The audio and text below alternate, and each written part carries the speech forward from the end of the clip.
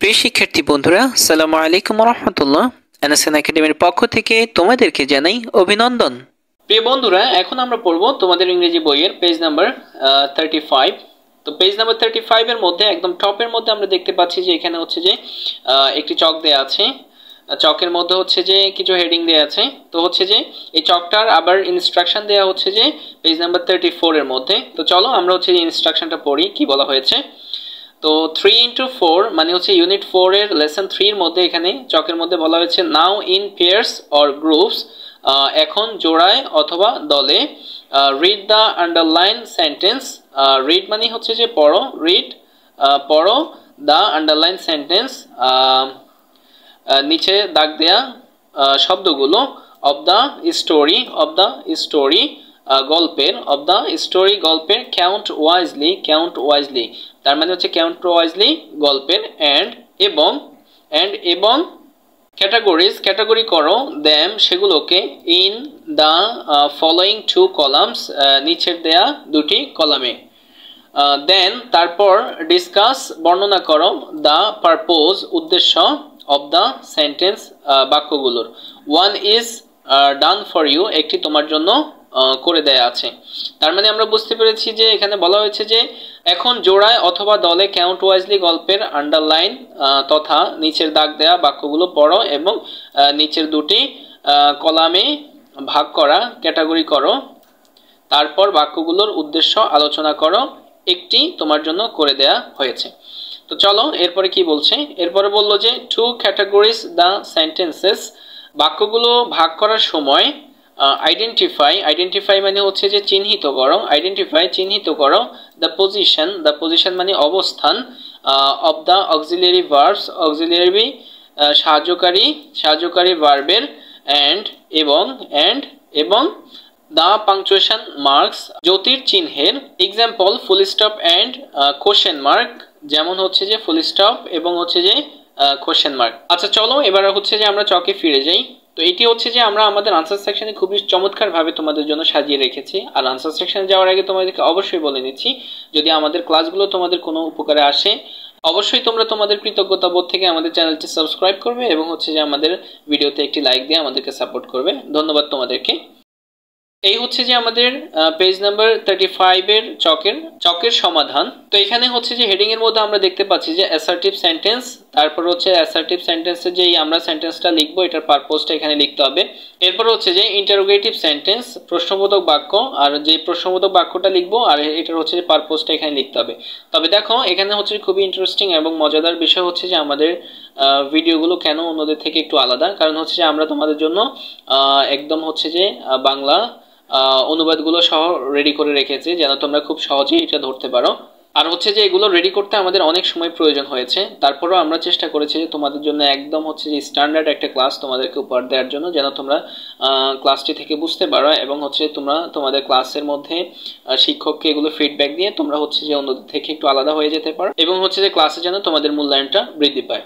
So dear students, প্রথমে হচ্ছে number 1 এ যেটি আছে সেটি হচ্ছে যে everyone in the courtroom became puzzled, দরবার কক্ষে সবাই হতবিহ্বল হয়ে পড়েছিলেন। তো মূলত হচ্ছে যে এই যে ইয়েগুলো অ্যাসার্টিভ সেন্টেন্সগুলো আর হচ্ছে এই যে ইন্টারোগেটিভ সেন্টেন্স, এগুলো হচ্ছে যে আমরা নিয়েছি যে আমাদের কাউন্ট ওয়াইজলি গল্প থেকে। এই যে কাউন্ট ওয়াইজলি গল্প থেকে এখানে হচ্ছে যে ইন্টারোগেটিভ সেন্টেন্স যেগুলো সেগুলো হচ্ছে যে আমরা এই যে ইন্টারোগেটিভ সেন্টেন্সের সারিতে সাজিয়েছি, আর হচ্ছে যে যেগুলো আন্ডারলাইন করা যেগুলো হচ্ছে যে অ্যাসার্টিভ সেন্টেন্স এগুলো হচ্ছে যে আমরা অ্যাসার্টিভ সেন্টেন্সের সারিতে সাজিয়েছি আর পারপোজটা আমরা এখানে লিখেছি। দরবার কক্ষে সবাই হতবিহ্বল হয়ে পড়েছিলেন, আর যেটা পারপোজটা আমরা দিয়েছি হচ্ছে যে states the situation of the courtroom, তার মানে হচ্ছে যে দরবার কক্ষের অবস্থা বর্ণনা করে। এটা হচ্ছে যে এই সেন্টেন্সটা হচ্ছে দরবার কক্ষের অবস্থা বর্ণনা করে। এরপরে হচ্ছে যে ইন্টারোগেটিভ সেন্টেন্সের নাম্বার 1 এ যেটি আছে সেটি হচ্ছে যে how many crows are there in the city, তার মানে এই শহরে কতগুলো কাক আছে। যেটা পারপোজটা হচ্ছে the empire ask the question to know the number of birds in the city, মানে হচ্ছে যে শহরটিতে পাখির সংখ্যা জানতে সম্রাট প্রশ্নটি করেন। তো হচ্ছে যে শহরটিতে কতগুলো পাখির সংখ্যা জানতে সম্রাট প্রশ্নটি করেন। এরপর হচ্ছে যে নাম্বার 2 এর মধ্যে আমরা এখানে দেখতে পাচ্ছি যে এখানে বলা হয়েছে Birbal immediately smiled and went to Akbar, তার মানে হচ্ছে যে বীরবল তৎক্ষণাৎ হাসলেন এবং আকবরের কাছে গেলেন। তো এটার পারপোজটা কি? এটার পারপোজটা হচ্ছে যে বীরবল নিউ, তার মানে বীরবল জানতেন how to answer the question, মানে হচ্ছে কিভাবে প্রশ্নটির উত্তর করতে হবে। তো এই জন্য হচ্ছে যে বীরবল কি করলেন, বীরবল সম্রাট আকবরের কাছে গেলেন। এরপরে হচ্ছে যে নাম্বার 2-তে হচ্ছে যে ইন্টারোগেটিভ সেন্টেন্সে যেটি ছিল সেটি হচ্ছে যে is it possible to count all the crow of a city. তার মানে হচ্ছে যে সবাই একে অপরের সাথে বলতে লাগলেন একটি শহরের সকল কাক গণনা করা কি সম্ভব। আচ্ছা, তো এটার পারপোজটা ছিল হচ্ছে যে এইটা, the members of the count room asked each other if it is possible to count all the crows in a city। মানে হচ্ছে সভা সংসদগণ, মানে হচ্ছে যে দরবার কক্ষে যারা ছিলেন একে অপরকে প্রশ্ন করেন যে একটি শহরের সব কাক গণনা করা কি সম্ভব কিনা এটি। আচ্ছা, এরপর হচ্ছে নাম্বার 3 হচ্ছে যে হি অ্যানাউন্সড দ্য আনসার, তিনি উত্তরটি ঘোষণা করলেন। এটার পারপোজটা হচ্ছে যে Birbal told the answer to the court room, তার মানে হচ্ছে যে বীরবল দরবার কক্ষে উত্তরটি বললেন। এটি হচ্ছে যে এটির পারপোজ। আর হচ্ছে ইন্টারোগেটিভ সেন্টেন্সে 3 নম্বরের যেটি আছে সেটি হচ্ছে যে হোয়াট ইজ দ্য ম্যাটার, ঘটনাটা কি।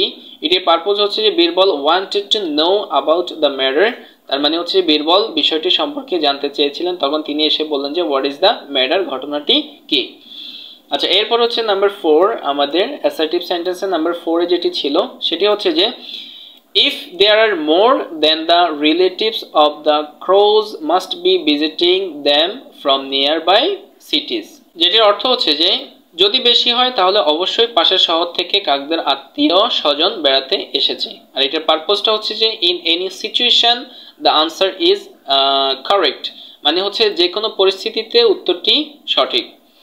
আচ্ছা, এরপর হচ্ছে যে ইন্টারোগেটিভের মধ্যে নাম্বার 4-এ যেটি আছে সেটি হচ্ছে যে ক্যান আই টেল, আমি কি বলতে পারি। আর এটির পারপোজটি ছিল হচ্ছে যে Birbal asked the permission of the empire to tell the answer, তার মানে হচ্ছে যে বীরবল উত্তরটি বলার জন্য সম্রাটের কাছে অনুমতি চান, তখন তিনি বলেন যে ক্যান আই টেল, আমি কি বলতে পারি। এটা হচ্ছে যে পোলাইটলি, এটা হচ্ছে যে ভদ্রতার সহিত রিকোয়েস্ট করা।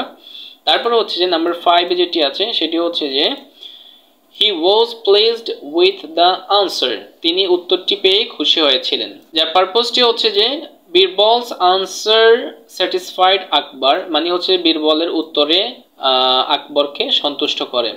বীরবলের যে উত্তরটি দিয়েছে সেটাতে বাদশাহ হচ্ছে যে সন্তুষ্ট হলেন।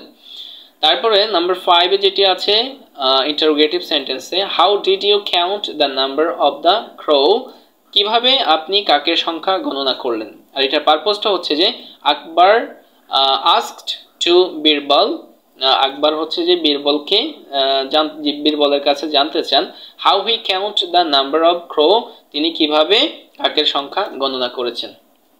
সো ডিয়ার স্টুডেন্টস, এই ছিল তোমাদের হচ্ছে পেজ নাম্বার 35-এর চকটির সমাধান। আশা করছি তোমরা বুঝতে পেরেছো। এরপরে হচ্ছে যে আমরা দেখতে পাচ্ছি যে এখানে একটি নোট দেয়া আছে 4x4 এর মধ্যে।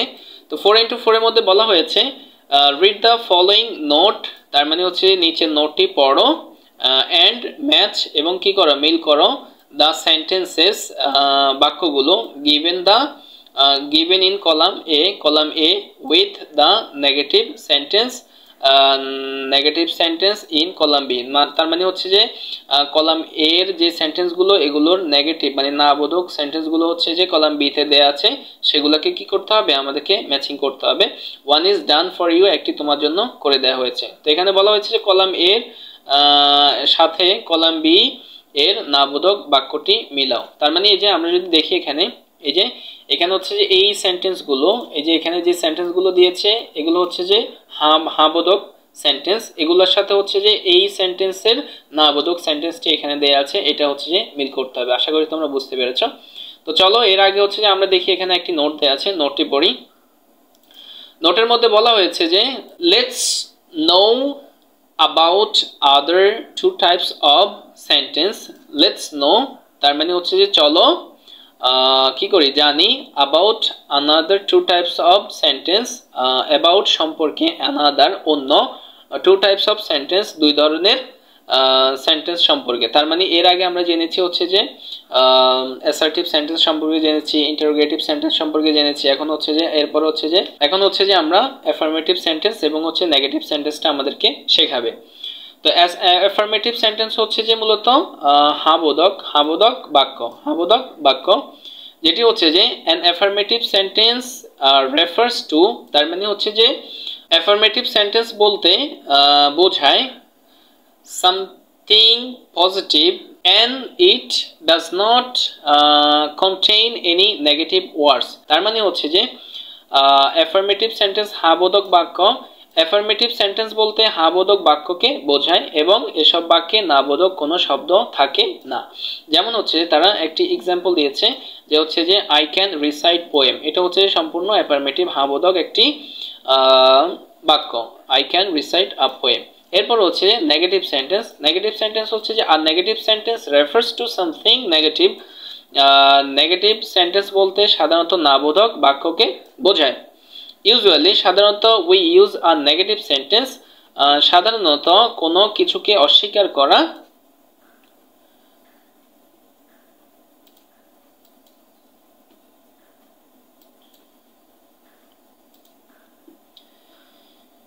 usually we use a negative sentence to deny or to disagree with something। তার মানে হচ্ছে যে সাধারণত কোনো কিছুকে অস্বীকার করা বা কোনো কিছুর প্রতি ডিসএগ্রি বা হচ্ছে ভিন্নমত প্রকাশ করার জন্য নেগেটিভ সেন্টেন্স ব্যবহৃত হয়। আর negative sentence contains no, not, never. তার মানে হচ্ছে যে নেগেটিভ সেন্টেন্সে নো, নট, নেভার ইত্যাদি না সূচক শব্দ থাকে। এক্সাম্পল, উদাহরণ হচ্ছে যে আই কান্ট সুইম, আমি সাঁতার কাটতে পারি না। I don't like to go, আমি যেতে পছন্দ করি না। সো ডিয়ার স্টুডেন্টস, এই ছিল তোমাদের পেজ নাম্বার 35 এর নোট। আশা করি তোমরা মোটামুটি বুঝতে পেরেছো। তো আমাদের সঙ্গে থাকার জন্য অসংখ্য ধন্যবাদ তোমাদেরকে। ভালো থাকবে, সুস্থ থাকবে।